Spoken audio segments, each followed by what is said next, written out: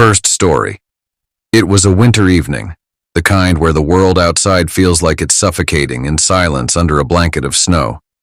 I was 24, and I had just moved into a small, cheap apartment on the outskirts of town. The building was old and creaky, but the rent was manageable for a recent grad like me. My parents didn't approve of me living alone, especially in such a rundown place, but I needed space. Space to think, to figure out who I was. The apartment was strange from the beginning. The landlord, a gaunt man with a nervous demeanor, handed me the keys with a trembling hand and said something that still haunts me. Don't mind the noises. This place, it has character. I thought he was just being quirky, but that first night, I understood what he meant. At around 2 a.m., I was in bed scrolling through my phone, trying to ignore the eerie creaks and groans of the old building. Suddenly, I heard it, faint footsteps in the hallway. They were slow, deliberate, and unnervingly heavy. I froze, holding my breath. The footsteps stopped just outside my apartment door. I waited, heart pounding so hard I thought whoever or whatever was out there could hear it. Then a soft knock echoed through the silence. I didn't move. The knock came again, louder this time. Still, I stayed frozen. And then, a whisper.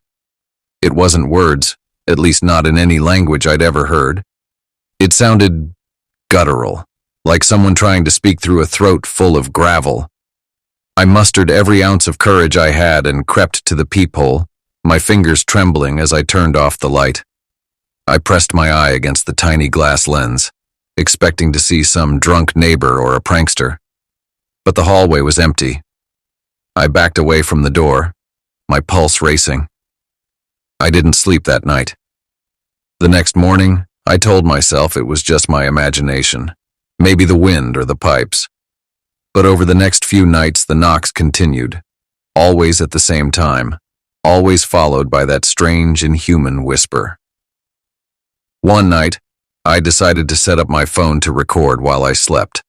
I wanted proof, or at least something to convince myself I wasn't losing my mind. I left it on the nightstand, camera facing the door, and fell into a fitful sleep. When I woke up, the phone was on the floor, the screen cracked. I checked the footage, my hands shaking. For the first few hours, nothing happened. The video just showed me tossing and turning in bed. But then, around 2:10 a.m., the door to my bedroom slowly creaked open. I don't remember leaving it unlocked. A figure stood in the doorway, its silhouette barely illuminated by the faint glow of a streetlight outside. It was tall, unnaturally so, with limbs that seemed too long for its body. It didn't move for what felt like an eternity. It just stood there watching me. And then, it spoke. That same guttural whisper from the hallway. The figure stepped closer, and for the first time, I saw its face, or rather the lack of one. Its head was smooth, featureless, like a mannequin but covered in pale, almost translucent skin. And then the video cut to static. I left the apartment that morning and never went back. I didn't even pack my things. I called the landlord and tried to explain, but he just sighed and said, "It likes the new ones. Always has." I don't know what it was, and I don't want to know. Sometimes, though, when I'm alone in my new place, I hear faint knocks at the door. Always at 2 a.m., I never open it. Second story. The Watcher in the Walls. When I was 19, I rented an old apartment in a crumbling Victorian-era building in Chicago. It was cheap, which was perfect for a broke college student like me. The place had its quirks, creaking floorboards, flickering lights, and a faint smell of mildew that no amount of cleaning could get rid of. But the price was right, and I figured I could deal with it. I wish I hadn't. The apartment was on the 5th floor, and my room had a single large window that faced an alleyway. Across the alley was another building just as old as mine. At night, the narrow gap between the buildings seemed to stretch endlessly into darkness. The first strange thing happened a week after I moved in. Late one night, as I was studying, I heard faint scratching sounds coming from the walls. It was subtle, almost like nails gently scraping wood. I assumed it was rats or some other pest, and made a mental note to call the landlord the next morning. But then it started happening every night. The scratches became more distinct, almost deliberate, as if someone was dragging their fingers across the inside of the walls. Sometimes I'd hear faint whispers accompanying the sounds, but I convinced myself it was just my imagination. Sleep deprivation can mess with your head, I told myself.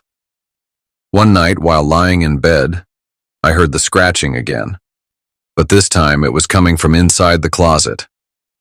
My blood turned cold. I stared at the closet door, too afraid to move.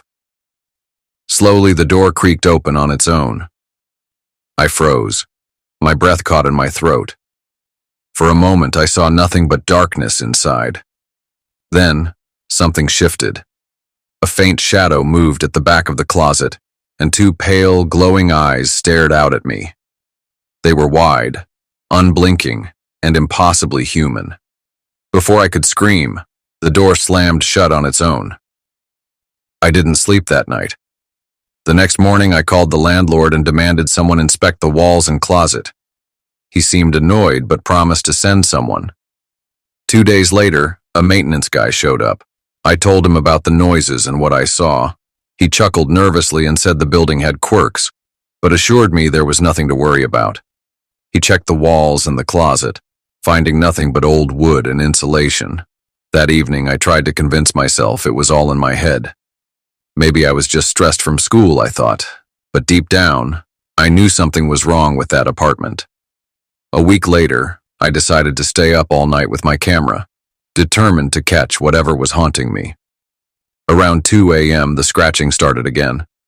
This time it was louder and more frantic. I turned off all the lights and pointed my camera at the closet. My hands trembled as I waited. The door creaked open slowly, just like before. My heart was pounding as I held the camera steady. And then, it emerged. A gaunt figure crawled out of the closet, its movements jerky and unnatural. Its skin was pale and stretched tightly over its bones, and its face was grotesquely human, but wrong. Its mouth was too wide, its eyes too large and empty.